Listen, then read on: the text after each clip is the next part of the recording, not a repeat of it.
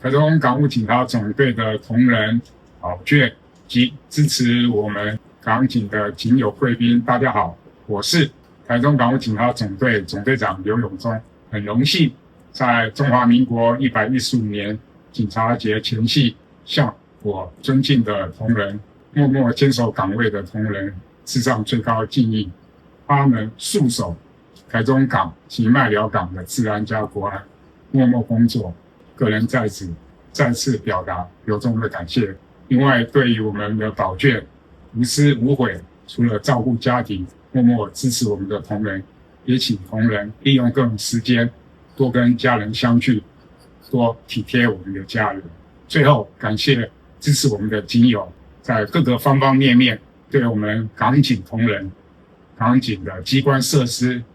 做出了众多的贡献，一并在此致上最高敬意。最后，祝福我们警察节每位同仁、每位保眷平安健康，我们的警友贵宾事业发达，阖家安康。谢谢。